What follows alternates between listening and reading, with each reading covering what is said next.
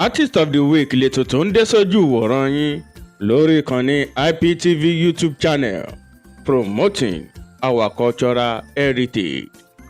Lẹ́nìí ọ̀dọ̀ àgbà ọ̀jẹ̀ òṣèré ni mo gbà lọ tó ti wà nídìí iṣẹ́ tíátà ó ti lé láàdọ́ta ọdún tó bẹ́ẹ̀ jù bẹ́ẹ̀ lọ. That is, he has been in the industry for over 50 years.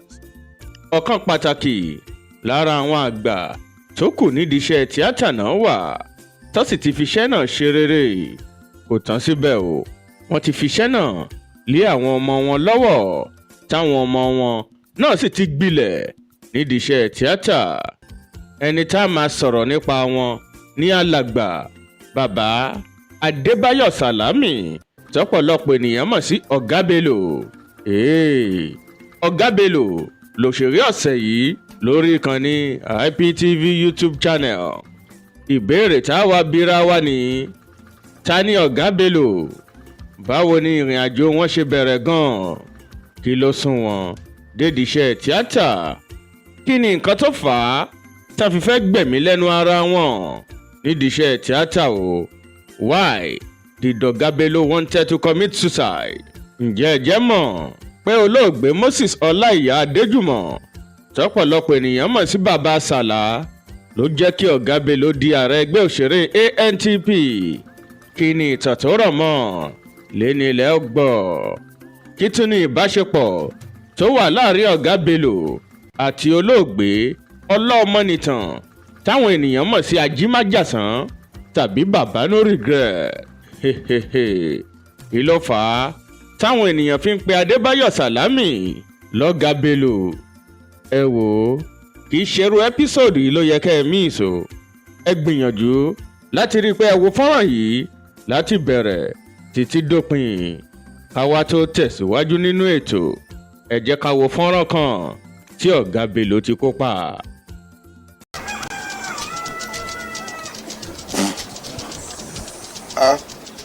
Ó jẹ́ dákínní jẹ gbogbo tó wà nílẹ̀ yóò máa tó pọ̀n.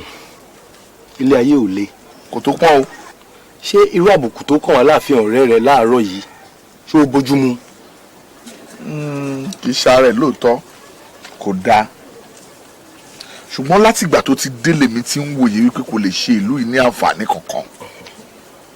Ó ní ká má gbà ṣàkọlẹ̀, ká má ṣu, ká má tọ̀, kò sẹ́ni tó fẹ́ dọ̀ lórí òróǹro nu gbogbo wa. Tó bá yá a ní ká má sùn tìyàwó wa mọ́ pàápàá. Ká má sùn tìyàwó wa mọ́. Kò sí onítọ̀hún nígbà tí ò fóbìnrin fún mi. Ṣé kò lè sọ bẹ́ẹ̀ ni? Kò lè sọ bẹ́ẹ̀. Ẹja ọsàn mo lóhun tó dùn, ẹja ọsàn mo lóhun tó dùn, ẹja ọsàn mo lóhun tó dùn, ẹja ọsàn mo lóhun tó dùn, ẹja ọsàn pàpọ̀lì. Kí ló tó dùn tó pọ̀ jà o? Kí ló dé?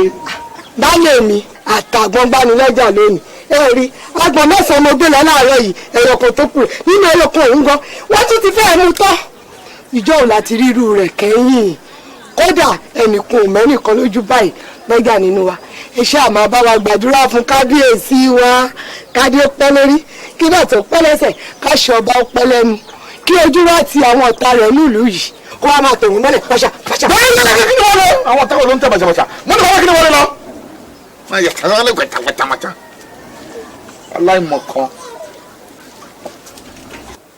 Ohun tó dùn ẹja ọsàn kọ́ ẹja ọ̀gẹ̀dẹ̀ ni. Olóyè àti ìkúfà ńlẹ̀ ifá ti ń ṣe o. Ǹjẹ́ kò ti máa lo orí ìyàwó yín báyìí? Ìyẹn ọ̀kan. Ǹjẹ́ ẹ tún gbọ́ tí obìnrin tó ṣẹ̀ṣẹ̀ fún lóyún láàrin ìlú wa yìí? Ṣé náà àwọn ìyàwó mi? Ìyàwó níbi ti báwo? Mélòó lẹ ní? Ẹni kọjá ẹyọ kan yìí ni. Ó tiẹ̀ ti pò mí nú pọ̀ olórí burúkú ni. Ìyá mọ́nànà.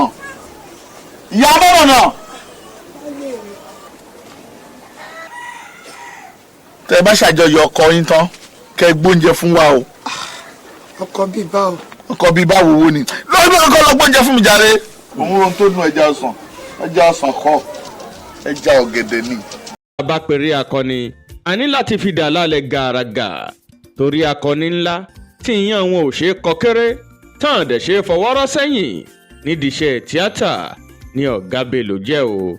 yàtọ̀ síyẹn olórí tó ń ṣèṣe àgbà ní gbogbo ìgbà fún takọtabo náà jẹ́. bẹ́ẹ̀ ìdàgbàsókè àti ìgbélárugẹ iṣẹ́ tíátà tó fi débi tó délé ní kò ṣẹ̀yìn wọn. lára àwọn akọni tó jìṣẹ́ jìyà iṣẹ́ tíátà lọ̀gá Bello wà o. tá a bá ní tanra wà a dẹ̀ dúpẹ́ fún oore ọ̀fẹ́ tí Ọlọ́run fún wọn láti wà láyé wà láàyè ìdẹ̀ra láti jẹ gbádùn làálàá wọn nídìí iṣẹ́ náà. àǹfààní ńlá l'IPMI kà sí láti sọ̀rọ̀ nípa wọn lórí ètò wa Artist of the Week. a bí ọ̀gá Bello lọ́jọ́ 9 oṣù karùn-ún ọdún 1953 sí ìdílé Mr and Mrs Salami nílùú Èkó. bó tilẹ̀ jẹ́ pé ọmọ Kwara ni wọ́n, olú-ìlú ìpínlẹ̀ Ìlọrin, tó sì bẹ̀rẹ̀ iléèwé alákọ̀ọ́bẹ̀rẹ̀ wọn ní Ansarudeen Primary School èyí tó wà ní Lagos Island. lẹ́yìn náà ni wọ́n tẹ̀síwájú ní Adébọ̀gùn Commercial School nílùú Èkó bákan náà. ẹ jẹ́ kó máa yé yín pé ọ̀dọ̀ ńkú wọn ni wọ́n gbé ní Lagos Island. bákan náà ni ọ̀gá Bello jẹ́ rascal nígbà tí wọ́n wà ní kékeré nítorí agbègbè ibi tí wọ́n dàgbà sí ní Lagos Island o.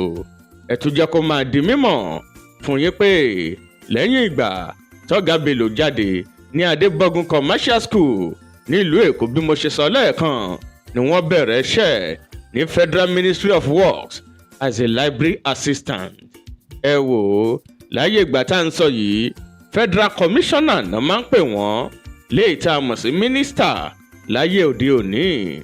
bákan náà ni ọ̀gá Bello ṣiṣẹ́ gẹ́gẹ́ bí olùrànlọ́wọ́ sí Federal Commissioner ní nǹkan tó lóyìnbó ń pè ní personal assistant. ẹ jẹ́ kó máa yé yín pé gbogbo ìgbà tọ́gá Bello ń ṣiṣẹ́ ìjọba náà ni wọ́n ń ráyè fún iṣẹ́ tíátà o. báwo wá ní ìrìn àjò iṣẹ́ tíátà ṣe bẹ̀rẹ̀ fún ọ̀gá Bello gan-an. lọ́jọ́ kan ní ọ̀gá Bello wo eré bàbá wa Ògúndé tí àkọlé rẹ̀ ń jẹ́ Village Doctor. Village Doctor yìí ni wọ́n wò tó mú wọn pinnu láti darapọ̀ mọ́ ẹgbẹ́ òṣèré. bó tilẹ̀ jẹ́ pé wọ́n ní passion fúnṣẹ́ náà látilẹ̀ tí wọ́n sì ti ń kópa nínú eré orí ìtàgé nígbà tán wà lọ́mọ ọdún 12 níléèwé wọn. bákan náà ni ọ̀gá Bello lọ sí Lagos Drama School. This school has an affiliation with University of Lagos níbi tó ti kẹ́kọ̀ọ́ creative arts láàrin ọdún 1973 to 1974 ní Lagos Drama School ni mò ń sọ yìí. nígbà tó di ọdún 1964 ní bàbá Adébáyọ̀ Sàlámì darapọ̀ mọ́ ẹgbẹ́ òṣèré Young Star Concert Party léyìí tí olóògbé Òjó Ládìpọ̀ ń darí tọ́pọ̀lọpọ̀ ènìyàn mọ̀ sí bàbá Miro. tẹ́ ò bá gbàgbé tẹ́ ẹ bá rántí nínú ẹgbẹ́ yìí ni màmá Àwẹ̀ró Lanre Hassan wà àti bàbá Sunday Ọmọbọ́láńlé tọ́pọ̀lọpọ̀ ènìyàn mọ̀ sí Pápílúwẹ̀.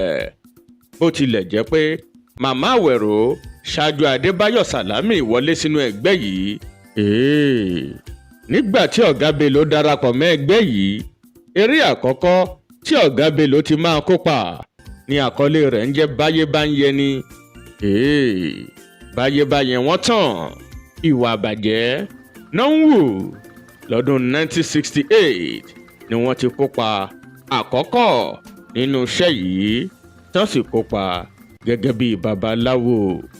IPMI èdè mi ní àṣà mi ṣì ní lóòótọ́ pé ẹ̀dá tó bá tàn láì ní ìtàn irú wọn kì í pẹ́ tàn àti pé ẹ̀dá ò lè tàn láì ní ìtàn o. tá a bá ní tanra wà ìtàn tí ọ̀gá Bello ní pọ̀ gan gbà tó ṣe pé aṣọ ọ̀sán tán ni. mo tẹ̀ síwájú o. àwọn wo lálẹ́ pè láwòkọ́ṣe fún bàbá Adébáyọ̀ Sàlámì nídìí iṣẹ́ tíátà. àwọn tó jẹ́ àwòkọ́ṣe fún ọ̀gá Bello ní olóògbé bàbá Hubert Ògúndé. akọni ńlá tí ìtàn kò lè gbàgbé wọn lọ́jọ́kọ́jọ́ nígbàkigbà tá a bá ń sọ̀rọ̀ nípasẹ̀ tíátà lórílẹ̀‐èdè Nàìjíríà ní olóògbé Hubert Ògúndé jẹ́ o. bákan náà ni mo dárúkọ olóògbé Àyìnlá Olùmẹ̀gbọ́n tán jẹ́ ọ̀gá fún olóògbé Káyọ̀dé Odùmọ̀ṣù tọ́pọ̀lọpọ̀ ènìyàn mọ̀ sí Pa Kásùmù nígbà ayé wọn. tẹ́ bá ń gbọ́ the great theatre legend olóògbé Àyìnlá Olùmẹ̀gbọ́n ló ń jẹ́ bẹ́ẹ̀. ẹ jẹ́ kó máa yé yín pé orúkọ Bello tó di àtẹ̀mọ́ fún Adébáyọ̀ Sàlámì jẹ́ orúkọ tí olóògbé Òjó Ládìpọ̀ sọ́wọ́n ìyẹn bàbá Mèrò. lọ́jọ́ kan tán fẹ́ kópa nínú eré kan ni wọ́n ń wá orúkọ tí wọ́n á fún kárátà wọn. níbẹ̀ ni bàbá Mèrò ti rántí pé ṣebí ọmọ Ìlọrin ni Adébáyọ̀ Sàlámì jẹ́. ìdí nìyí tó fi ní kí wọ́n jẹ́ Bello nínú iṣẹ́ náà. láti ìgbà náà lórúkọ yẹn ti di àtẹ̀mọ́ fún Adébáyọ̀ Sàlámì ọ̀gá Bello títí dọjọ́ tòní. ẹ̀yin náà mọ̀ pé tẹ́ ẹ bá dé ìlú Ìlọrin Bello ìyapa gan o. tá a bá ń sọ̀rọ̀ àwọn ẹ̀dá tán fojú winá iṣẹ́ tíátà lójú méjèèjì tó ṣe wípé nǹkan tó dojúkọ nígbà náà tó bá ṣe pé sìn lẹ̀dá bá dojúkọ rú ẹ̀ ó di dandan ọ̀pọ̀lọpọ̀ ènìyàn fẹsẹ̀fẹ́. ẹ jẹ́ kó máa yé yín pé ara àwọn ìdojúkọ tí ọ̀gá Bello dojúkọ nídìí iṣẹ́ tíátà bẹ̀rẹ̀ ní ìgbà tí ìyàwó ọ̀gá wọn kú lọ́dún 1985 lẹ́ni táwọn ènìyàn mọ̀ sí Màmá Mèrò. Màmá Mèrò dolóògbé lẹ́yìn ọdún méje tí bàbá Mèrò kú. tẹ́ ò bá gbàgbé tẹ́ ẹ bá rántí nínú Artist of the Week tí mo ṣe fún màmá Lanre Hassan Màmá Wẹ̀rọ mo dárúkọ ìdojúkọ táwọn náà rí nídìí iṣẹ́ tíátà. mo rántí pé mo sọ ń bẹ̀ pé níbi ìsìnkú bàbá Mèrò tí wọ́n mú ọmọ wọn lọ tí wọ́n jìjọ sùn lálẹ́ ọjọ́ kan ló di àárọ̀ ọjọ́ kejì lọ́mọ náà ò jí mọ́. tẹ́ ẹ̀ bá tí ì wò fọ́nrán tá a ṣe fún Màmá Wẹ̀rọ lórí ètò wa Artist of the Week ṣì wà lórí channel wa fún yín láti wò. nígbà tí ọ̀gá Bello darapọ̀ mọ́ ẹgbẹ́ Young Star Concert Party lọ́dún 1964 àwọn ni bàbá Mèrò fi ṣe igbákejì wọn ní nǹkan tó lóyìnbó ń pè ní second in command. nígbà tí bàbá Mèrò kú lọ́dún 1978 lọ̀gá Bello tẹ̀sẹ̀ bọ́ bàtà tí olóògbé Òjó Ládìpọ̀ bọ́lẹ̀ o. nígbà tí màmá Mèrò kú lógún dìde tí ọ̀gá Bello tán sì fẹ̀sùn kàn wọ́n pé àwọn náà pa ìyàwó ọ̀gá wọn kan bá lè jogún nǹkan ìní tí wọ́n fi sílẹ̀. bẹ́ẹ̀ kẹ̀dẹ̀rẹ́ ọ̀gá Bello jẹ́ kó di mímọ̀ pé bàbá Mèrò àti ìyàwó ẹ̀ ni ò fi ogún kankan sílẹ̀ o fẹ́ẹ̀yàn láti jogún. wọ́n sì ní lóòótọ́ ni pé bàbá Mèrò àti ìyá Mèrò ló ní ẹgbẹ́ náà Young Star Concert Party. ṣùgbọ́n ọ̀gá Bello ní gbèsè tán jẹ sílẹ̀ kan tó kú pọ̀ gan gbà tó sì ṣe pé àwọn làwọn san gbogbo ẹ̀. lẹ́yìn ikú wọn nítorí ìfẹ́ tí wọ́n ní síṣẹ́ tíátà wọ́n pinnu lọ́kàn wọn láti immortalize bàbá Mèrò. ṣùgbọ́n nǹkan tó lóyìnbó ń pè ní rumors táwọn ènìyàn ń gbé kiri nígbà náà lẹ́yìn ikú wọn jẹ́ kán wà much devastated bí àṣà olóyìnbó IPMI mo sọ lóyìnbó. It was a very tough moment in my life and I said to myself that I wasn't interested in this job again. The problem was so much that I could not stand it anymore. So I decided to quit the stage immediately after the burial. Níbi tọ́rọ̀ náà lè dé nígbà náà, wọ́n ní ọ̀gá Bello pinnu láti gbé ògùn jẹ ní nǹkan tó lóyìnbó ń pè ní suicide. Wọ́n fẹ́ gbẹ̀mí ara wọn. ṣebí ẹni ìjà ò bá ní ń pe rẹ̀ lọ́kùnrin. Ọlọ́run ṣàmájẹ́ ká rí àdánwò tí ó jù gbàgbọ́ wa lọ. ń bá mi mélòó la wá fẹ́ kà nínú ìdojúkọ ọ̀gá Bello nídìí iṣẹ́ tíátà. wọ́n tún ròyìn bí ọ̀pọ̀lọpọ̀ àwọn ènìyàn ṣe dà wọ́n bí ọ̀pọ̀lọpọ̀ àwọn ènìyàn táwọn gbẹ́kẹ̀lé ṣe dà wọ́n ẹni agbójú okùnlé tí ò jẹ́ ní àgbà. tá ò bá gbàgbé tẹ́ ẹ bá rántí ẹgbẹ́ Young Star Concert Party ló padà di ẹgbẹ́ àwàdà kẹ́ríkẹ́rí tí òkìkí ẹgbẹ́ náà sì tàn káàkiri àgbáyé o. púpọ̀ nínú àwọn èèyàn ní ò mọ ẹgbẹ́ yìí as Young Star Concert Party tó sì ṣe pé àwàdà kẹ́ríkẹ́rí lọ́pọ̀lọpọ̀ ọmọ ẹgbẹ́ yìí mọ̀. ẹ jẹ́ kó máa yé yín pé kò sí ibi lágbàáyé tí ọ̀gá Bello gbéṣẹ́ tíátà dé. wọ́n ṣe ìtàgé stage, wọ́n ṣe television series eré ọlọ́sọ̀ọ̀sẹ̀, wọ́n ṣe magazine èyí tí Yorùbá ń pè ní àtọ́ka. látàyè celluloid ni ọ̀gá Bello ti ń ṣe sinimá. ẹ jẹ́ kó máa di mímọ̀ pé lọ́dún 1985 ni wọ́n ṣe sinimá àkọ́kọ́ wọn láyé celluloid ni mò ń sọ yìí o, tí àkọlé rẹ̀ ń jẹ́ Ogun Àjàyè. gbogbo àwọn ẹni tó bá mọ nǹkan àyàwòrán tó lóyìnbó ń pè ní kámẹ́rà ìgbà náà tẹ́ ẹ bá yà á ẹ ní láti lọ fọ́ kó tó ṣe é wò. ìlú London ni wọ́n ti lọ fọ́ fíìmù Ogun Àjàyè lọ́dún 1985. nígbà tó di ọdún 1987 wọ́n ṣe sinimá ẹlẹ́ẹ̀kejì wọn tí àkọlé rẹ̀ ń jẹ́ Ọmọ Òrukàn. ìlú Amẹ́ríkà náà ti fọ́ fíìmù Ọmọ Òrukàn o. nígbà tó di ọdún 1989 wọ́n ṣe sinimá Ẹ̀rí Ọkàn. ìlú Amẹ́ríkà bákan náà ni wọ́n ti fọ́ sinimá yìí. nígbà tó dayé home video látòrí VHS ni mò ń sọ yìí. ọ̀gá Bello has produced over 20 films to his credit. bákan náà ni ọ̀gá Bello ti darí ọ̀pọ̀lọpọ̀ sinimá tó ṣe pé tí n bá ní kí n máa kà á àkàkà tán ni. ẹ̀yin náà jẹ́ àjọ wò ó ẹni tó ti ṣe over 50 years in the industry. sinimá mélòó ni mo fẹ́ kà gan gẹ́gẹ́ bíi tiwọn. sinimá mélòó ni màá wá sọ pé wọ́n darí. sinimá àwọn èèyàn mélòó ni mo wá fẹ́ sọ pé wọ́n ti kópa. àkàkà tán ni. torí ẹ̀ ni òfin ní jẹ́ kí n dárúkọ kankan nínú àwọn sinimá tán ti kópa tàbí àwọn ìtàn ti darí tàbí sinimá tó ju 20 lọ táwọn gangan náà ti ṣe. ṣùgbọ́n nǹkan tó ṣe pàtàkì nínú ìrírí ayé nǹkan tó ń ṣẹlẹ̀ láyìíká àti lágbègbè lọ̀gá Bello fi máa ń kọ sinimá wọn. ìdí nìyẹn tí kò fi sí àṣàdànù kankan nínú àwọn sinimá wọn. èmi ò mọ sinimá ọ̀gá Bello kankan tẹ́ ẹ máa jókòó láti wò tẹ́ ẹ mọ the end sinimá náà láti bẹ̀rẹ̀ kò ṣeé ṣe. mi ì dẹ̀ mọ sinimá ọ̀gá Bello kankan tẹ́ ẹ máa jókòó tì tá a wò yín láti dìde ń bẹ̀.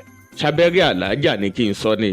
mo ti sọ pé mi ì ní dárúkọ kankan ṣùgbọ́n gbogbo ẹ̀yin tẹ́ ẹ jẹ́ olólùfẹ́ Adébáyọ̀ Sàlámì ọ̀gá Bello ẹ máa gbà pẹ̀lú mi bí mo ṣe ń sọ yìí mò ń bọ̀.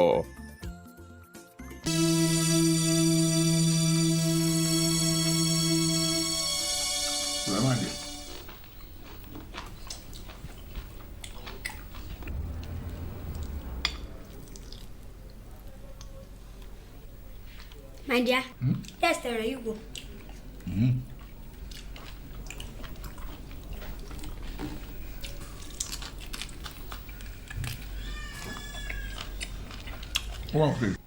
Ó wà òkè. Ṣé ìwọ ò mọ̀ pé ìyá ọjà ni? èmi náà sọ bẹ́ẹ̀. problem tí mo ní pẹ̀lú ẹnu mi ni pé ẹnu mi ò mọ̀yọ̀. iyọ̀ ti pọ̀ jù. Ìyálé mi, ọjọ́ ọ̀gán ọ̀lẹ́ máa mọ́ oúnjẹ sè náà. Tèmi máa mọ oúnjẹ sè. Ẹ wo, kò sí gbẹ́tà nígbà kùkù lé yìí o. Gbogbo oúnjẹ rádaràda yìí gan ó ti sún ni. sori tó dálẹ̀ sori kò ti jẹ́ kó bínú wá.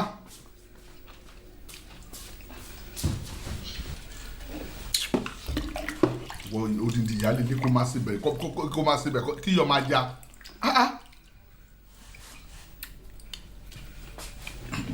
o tún láta ata pọ̀ iyọ̀ pọ̀ o lè pa ẹni. darling jọ.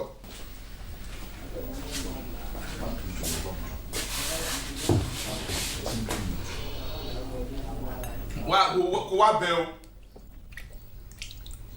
Bọ́láńlé. má bínú tí o ṣùgbọ́n máa gbé jáde àwọn ọmọ lọ jẹun. ó ní kí má bínú ṣé wàá mọ̀ pé kò mọ oúnjẹ ṣe kó tó fẹ́ ni. mistake ni Ọlọ́run gbọ́ mistake ni mi ò mọ̀ pé kò mọ oúnjẹ sè ó ṣẹ̀ṣẹ̀ hàn sí mi ń sìn ni pé gbogbo oúnjẹ tó máa ń gbé fún mi tí n bá délé wọn ó ń lọ gbà wá láti ibì kan ni lájẹ́ mi tún dánrẹ́ òwò mọ́ jọ. ìsọ̀rí o ṣé o ẹ̀bù ló fẹ́ o ìyàwó kọ́ ló fẹ́. mo gbà Ọlọ́run gbọ́ mo gbà ẹ̀bù ni mo fẹ́ jọ ṣáà má bínú jọ máa gbé ẹ jáde lọ jẹun bí tó dáa jọ. ẹ kọ́kọ́ lọ́nà inú ń bí mi. sórí tó dálẹ̀.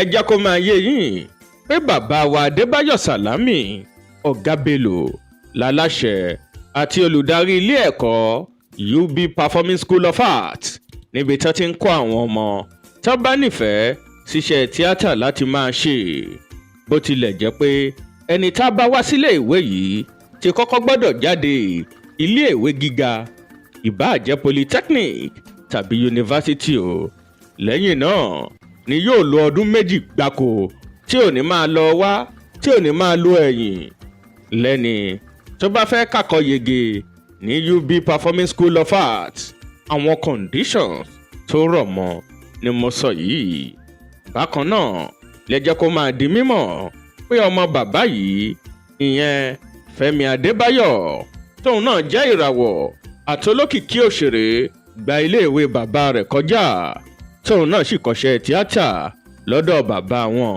fún odidi ọdún méjì gbáko. kì í ṣe ìròyìn mọ́ pé Adébáyọ̀ Sàlámì ti fìgbà kan tukọ̀ gẹ́gẹ́ bí ààrẹ ẹgbẹ́ òṣèré ANTP tó sì tukọ̀ náà fún ọdún 8 gbáko ṣùgbọ́n ìtàn tó rọ̀ mọ́ bí Ọ̀gá Bello ṣe di ààrẹ nìyí olóògbé bàbá Moses Ọláìyá Adéjùmọ̀ tọ́pọ̀lọpọ̀ ènìyàn mọ̀ sí bàbá Sàlá náà lọ bá pé kó wá ṣe olórí wọn ṣùgbọ́n bàbá Sàlá fàákékọ́rì wọ́n láwọn ò ṣe àwọn ni wọ́n wá sọ wípé kí Ọ̀gá Bello ṣe ààrẹ ẹgbẹ́ náà léyìí tó mú kí Ọ̀gá Bello fi rí àtìlẹ́yìn wọn gbà tí wọ́n sì fi lórí ọ̀fẹ́ láti gun orí àpèrè gẹ́gẹ́ bí ààrẹ ẹgbẹ́ òṣèré lọ́dún náà lọ́hùn-ún ẹ jẹ́ kó máa yé yín pé nípasẹ̀ bàbá Miro ni Ọ̀gá Bello fi mọ bàbá Sàlá torí ìbáṣepọ̀ tó gúnmọ́ ló wà láàrin bàbá Sàlá àti bàbá Miro